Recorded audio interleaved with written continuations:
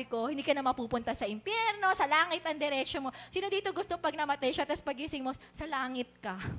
Amen. Hindi ka ipis. 'Di ba? Hindi ka naging daga, 'di ba? Ganon. 'Di ba? Hindi ka naging paro-paro. Naging ikaw pa rin 'yan. 'Di ba? Tapos nasa langit ka, kasama mo si Lord. 'Di ba? Ang sarap nun. Amen. Sino gusto nun? Amen. Meron tayong dapat gawin. Ayan, ito na, application. Ayan, basahin muna natin na sabay-sabay. Napakaganda nito. 1, 2, 3. Si Jesus ang unang bunga ng mga nagtagumpay sa kamatayan. Iwinigayway ang katagumpayan niya nung siya ay nabuhay ulit mula sa kamatayan at nalugod ang Diyos sa kanya at tayo ang susunod sa kanya. Amen? Amen. Pwede ba nating palakpakan si Jesus? Nauna siya. So, ibig sabihin, susunod din kayo.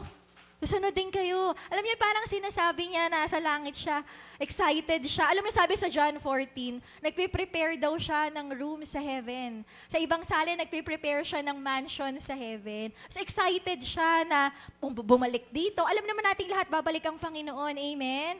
Tapos pagbalik niya dito, sasama ka niya doon. Amen? Ang sarap. Sino gusto makasama si Jesus sa langit habang buhay? Amen. So ito na application natin. Paano nga ba makasama si Jesus? Ano nangyari ulit kay Jesus?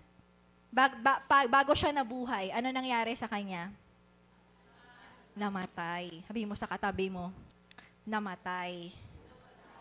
Kaya bago ka mabuhay, sige sabihin mo, bago ka mabuhay, dapat mamatay ka muna. Pastora, paano mamamatay? Dapat ba magsasaksak po tayo? Basahin po natin. Number 1, mamatay sa sarili upang hindi napatayin ng kamatayan na bunga ng kasalanan. Kapag ikaw muna ang papatay sa sarili mo, kunwari si Angelica, tara lang, Angelica. Kunwari si Angelica, tapos kunwari ako si Satanas. Ako na lang si Satanas. Sige. Kunwari ako si Satanas. Kunwari gusto ko siyang patayin. Siya. Tsak, pinatay na niya yung sarili niya. Mapapatay ko pa ba siya? Hindi na, patay na siya eh. Tama po. Wala na akong magagawa sa kanya. Tama po. So, ibig sabihin, si Angelica, hanggat patay siya sa sarili niya, ako, wala akong kayang gawin sa kanya. Amen po. Nagigets natin. O picture nyo to. Halimbawa, si Angelica buhay. Kunwari, binibigyan siya ni, Holy Spirit, tara nga Rio.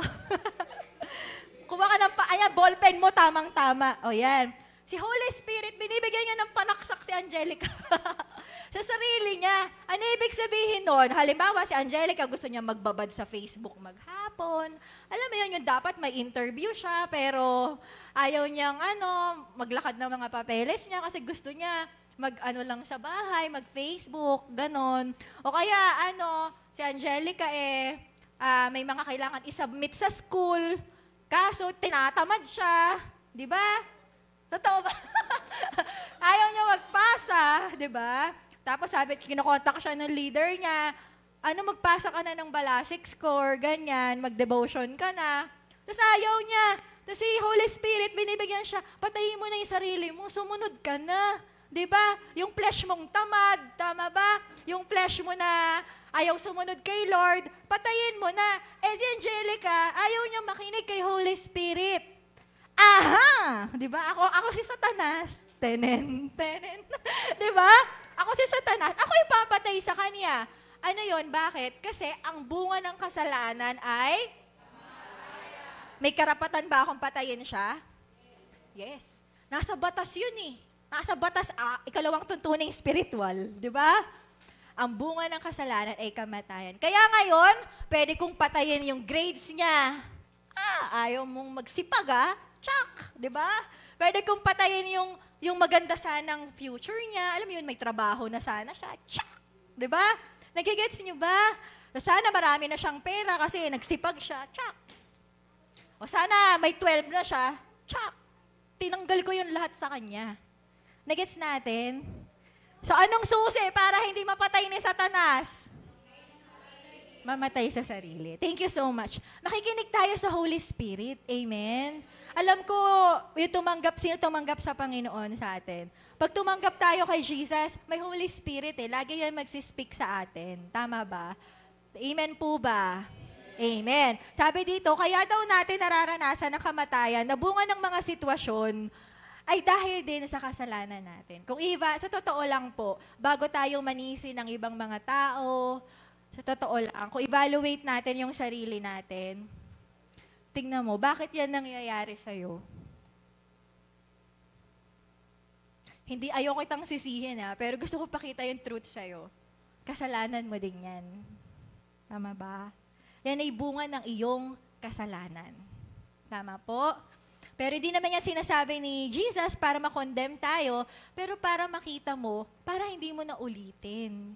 Amen po? Lahat ng yan ay bunga. So ngayon nakita mo na, ay ito pala yung consequence, hindi mo na uulitin. Tama po? Mamumuhay na tayo ng tama. Amen po? Amen. Hindi mapapatay ang patay, kagaya ni Jesus. Si Jesus kasi, patay na siya kaya hindi siya magalaw ni Satanas. Lagi niyang sinusunod yung kalooban ni Lord. Tama ba? And pangalawa, next po, ano yung nakalagay dyan?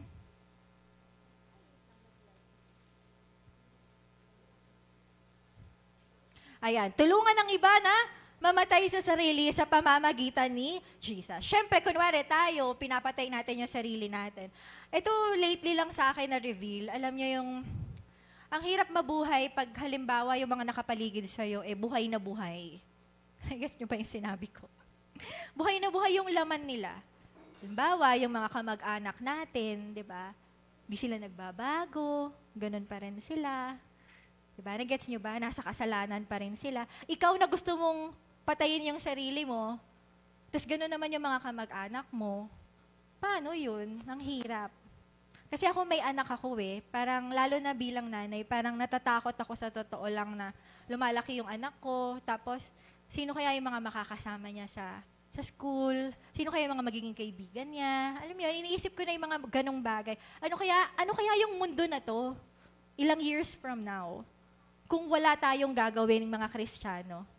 Kung hahayaan lang natin yung mundo. Kasi kung magbabasa ka sa Facebook o kaya sa news, grabe yung mga tao, wala nang morality Alam mo yun, papatayin nila kung sino gusto nilang patayin, kahit bata, kahit aso. Diba? Kahit re-rapein nila kung sino yung gusto nilang rapein. Alam mo yun, wala nang moralidad. Gagawin nila kung yung gusto nila. And kung wala tayong gagawin na mga Kristiyano na nakakaalam ng tama, ayaw nating mabuhay para sa sarili natin, paano natin matutulungan yung iba? Ayaw natin silang tulungan, paano sila magbabago? Magugulat na lang tayo, nakakulong sila, nakapasok na sila sa kasalanan, lulong na sila. Alam niyo yun, namamatay na sila. Nagets po ba natin? Hindi lang sila, yung community natin, di ba? Ini-evaluate ko yung sitwasyon natin ngayon. Sabi ko, ba't ganun? Yung Kalumpit, yung Hagunoy, napakadaming, mas malala pa ngayon. Mas madaming nagpipinitensya ngayon. Na hindi naman kailangan gawin dahil namatay na ang Panginoon para sa atin. Tandaan po natin, kagaya ng sinabi ko sa inyo kanina, ang pinakamagandang panata sa lahat, yung mabuhay tayo para sa Panginoon. No need na magtabad-tabad, magsugat sa likod. No need magpasyon. No need magpagod na alay, lakad, sakit-sakit sa paa, magbuhat ng krus. Ang kailangan po natin magbago sa pamamagitan ng Panginoon. Amen po. Amen. Yun nga, huwag natin silang konsultihin. Ngayong prayer of 3, maghayo tayo. Hayuan natin sila this week. Amen. Sino yung mga prayer of 3 natin? Prayer of 3? Wala nagpe-prayer of 3 dito. Ayan, okay. This week, ayan, share natin sa kanila yung gospel. Kung may core group tayo, wag natin silang konsintihin. Ayan, maging mapagpasalamat tayo sa mga leader natin na laging nagpa-follow up sa atin. Wag natin silang kayamutan. Yun na may leader ko. Chat na naman. Papaalala na naman. Dapat nagpapasalamat tayo kasi tinutulungan nila tayong tsak. Di ba? Chuck, di ba? Ayaw mong mamatay, tutulungan kitang mamatay. Ako na lang papatay sa'yo. Lika rito. Di ba? Ginaganon tayo ng leader natin. Pinapaalala sa atin yung tama. Tama po, makikinig. Sabihin mo sa katabi mo, makikinig tayo sa leader natin.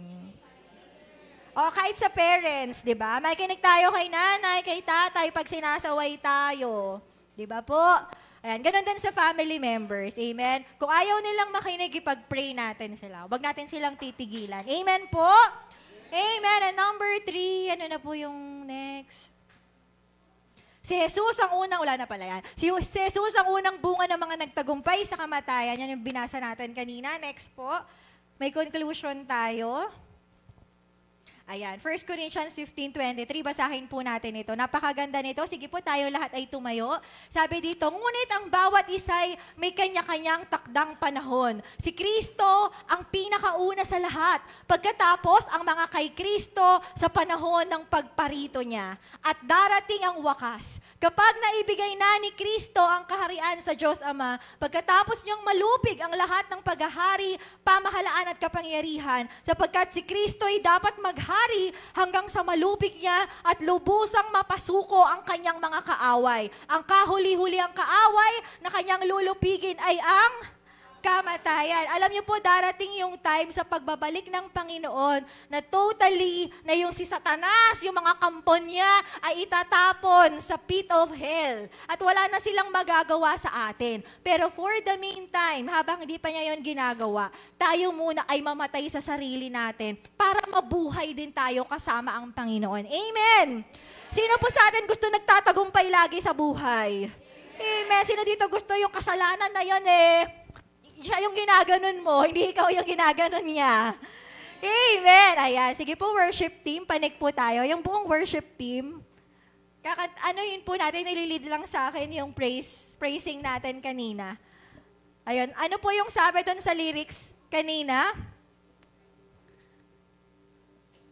Kasi isa siyang blessing Habang nagpe-praising tayo kanina, nakita ko yung blessing ng namamatay sa sarili. Tama po? Mahirap bang mamatay sa sarili? Kung may rito, kung may nadadalian, kasi ako hirap na hirap mamatay sa sarili ko. Diba? Sino, alam mo yun, diba? Parang, mamaya na. Diba? Sino dito yung gano'n? Parang, konti lang. Isa na lang. Sino yung ganyan? Diba? Konti na lang. Diba? Ang hirap diba? Ang hirap. Lalo na kung sanay na sanay ka na, ang hirap niya. Pero kapag ginawa natin to sa tulong ng Panginoong Hesus, sabi mo sa sarili mo, kapag ginawa ko to, sa tulong ng Panginoong Hesus,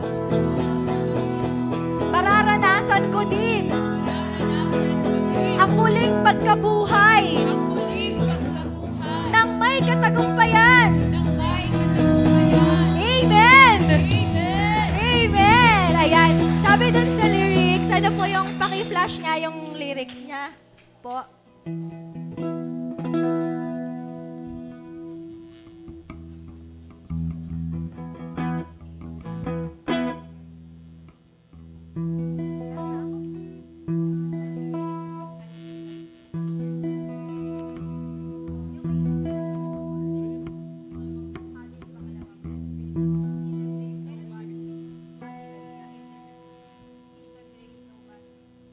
Yung hallelujah daw. Hallelujah. It is finished. Amen. Tinapos na ni Jesus. Ano po yung sabi sa kasunod? See that grave, nobody in it. Amen. Dead things come back to life again. Sino sa atin na gusto na mabuhay ulit? Sino sa atin alam mo na pinapatay ka na ng kaaway, pero ngayon naniniwala ka kaya ka ulit buhayin ni Jesus? Amen. Ayan, sabi doon, I believe there's about to be another resurrection. Sino gusto na hindi lang si Jesus yung muling nabuhay ngayon, pero pati ikaw? Amen. Ano pa po sabi dyan? Come alive, wake up sleeper. Sige nga, alugin mo yung ngayon katabi mo. Ayan. Gising tayo, gising. Ayan, gising.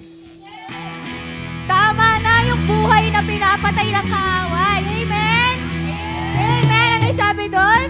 Next po, He is risen, we are risen with Him. Amen. So, ayan, nakakatawa, paradise, flung wide open. Ano yung paradise? Yung langit yun Alam mo yun, imaginein mo na yung langit nung paparating ka, paakyat ka na. Tapos, buksan nyo yung gate, buksan nyo, papasok si Angeline. Diba? Alam mo yun, papasok si Jeneline, buksan nyo yung talagang ganon. Diba? Amen. Ano po po yung nakalagay next po?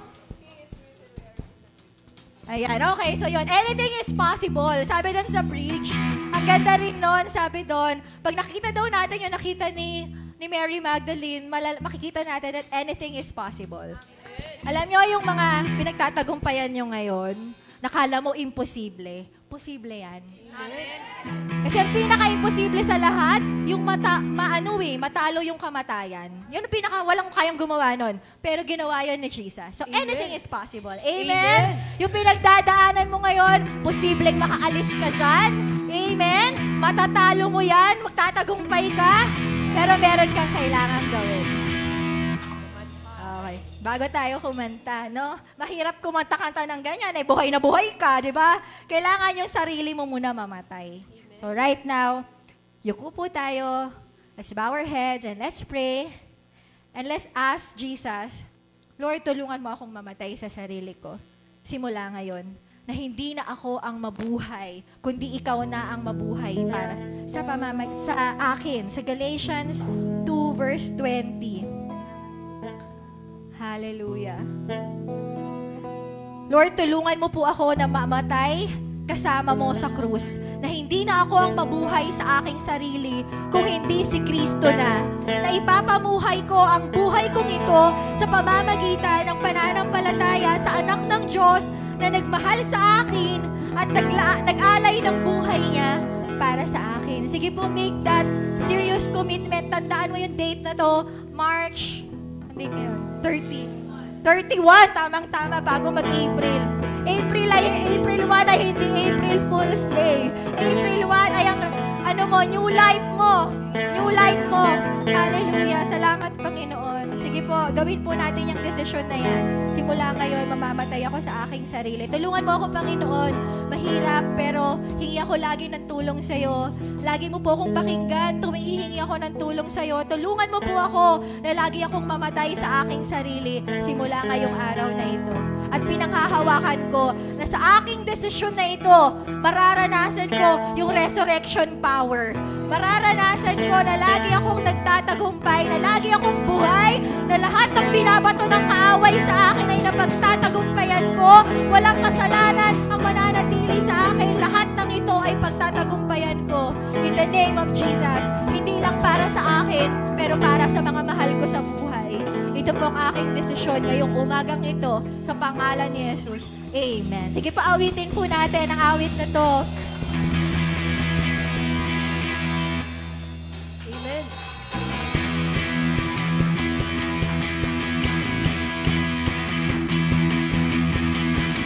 Do you see what I see? Do you see what I see? I see lightning, I hear thunder.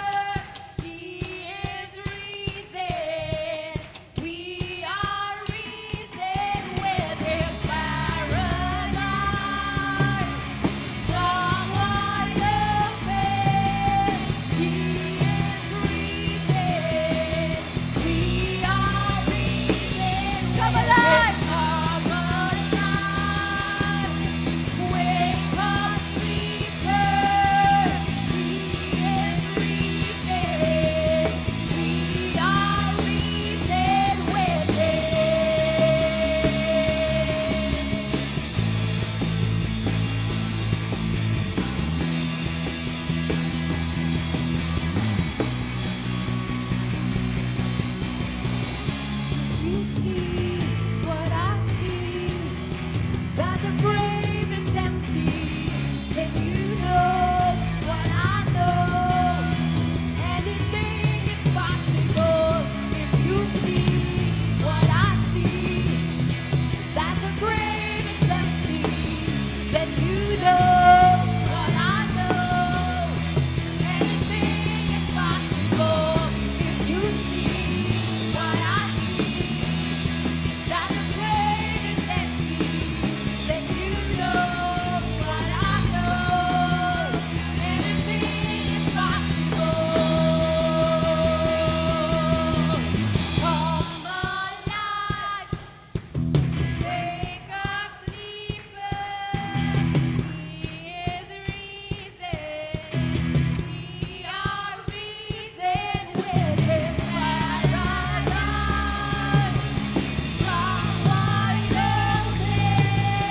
He is risen. We are risen with Him. Wake up, sleepers. He is risen. Claim natin to. We are risen. Ikaw yan.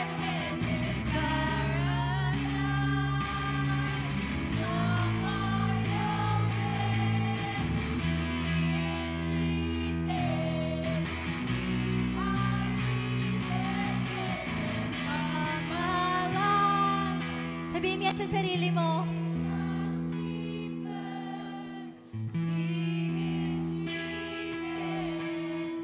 We are risen with Him, paradise. Sa'yo yan. We are risen with Him, come alive. Wake up, sleepers. He is risen. We are risen with Him, paradise. Thank you, Lord. Come wide open. He is risen. We are risen with Him. Do you see what I see? Then you know what I know. Anything is possible. Then you know what I know. Anything is possible if you see what I see. That's the way that I see. Then you know what I know. Anything is possible if you Sa oras pong ito, ano man yung nakikita natin sa buhay natin na imposible, pwede mong hingin ngayon sa pangalan ni Jesus. Sige po, personally, alam ko, nagpunta ka dito, meron kang dahilan. Tama po? Bakit ka nandito? Ano yung gusto mong mangyari sa buhay mo? Ngayon, nasa tamang landas ka. Mahirap yan kung wala si Jesus, kung di ka namamatay sa sarili mo. Pero ngayon, nagdesisyon ka na mamatay sa sarili mo. That is possible. That is possible. You ask Jesus right now. Ask Jesus right now. Okay po, hingin natin yan sa Panginoon. Sa lahat ng mga may prayer request, ini-invite ko po na lumapit sa harap. May mga imposibleng bagay na gusto mong maging posible. Sige po, lapit na po tayo sa harap. And leaders, pag-pray na po natin sila. Sige po, make it fast na lang po kasi wala tayong time. Lapit na po tayo. Online intercessor, pa-pray po yung mga nasa online. Leaders, primary and annex na nandito, pa-pray po sa kanila.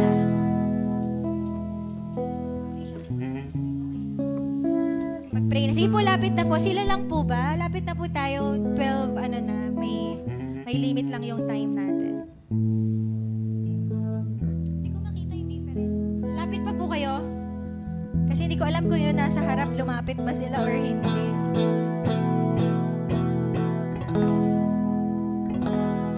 Lapit lang po. And pag-pray po natin sila, yung mga lumapit sa harap. Yung mga magpe-pray po sa inyo, sabihin nyo sa kanila kung ano yung parang imposible na gusto nyo mangyari, tapos pagpiprayan ng leaders. Of course, syempre dapat align yan with the will of God. Sige po.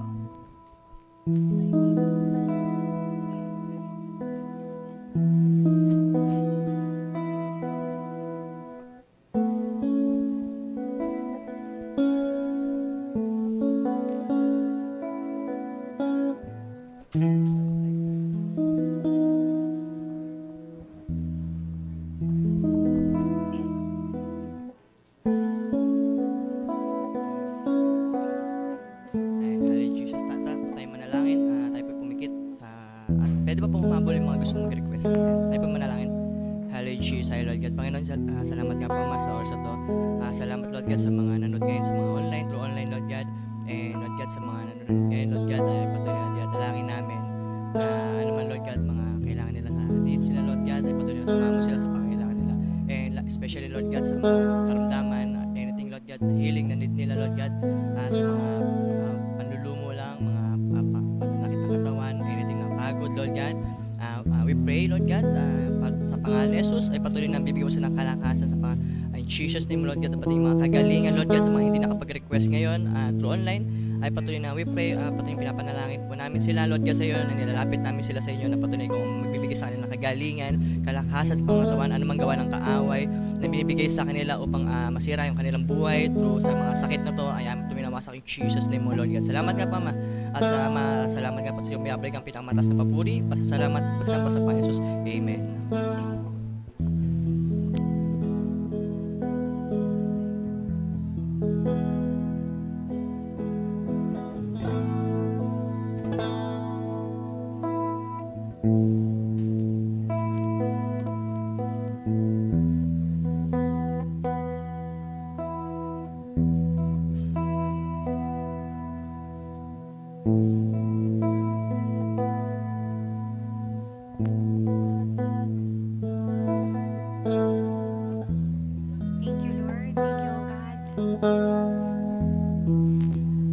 Anything is possible to you, O God. Thank you, Lord.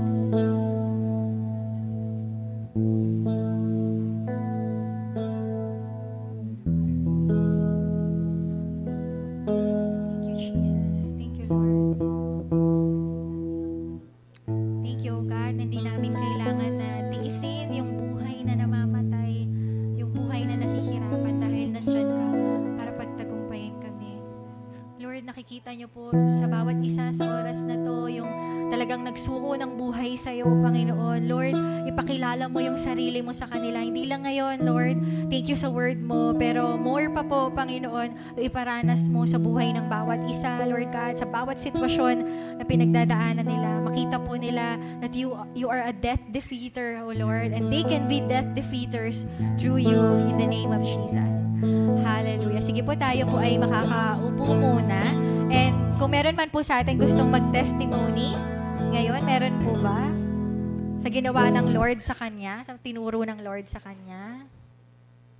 Meron po.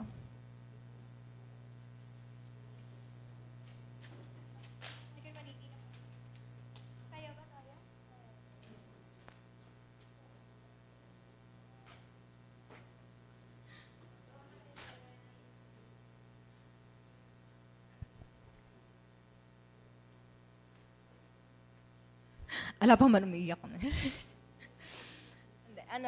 Testimony ko lang po na, kasi ito po yung palagi kong kasama sa prayer ko sa devotion. Yung lagi akong nagpapabago ng puso ko sa Kanya.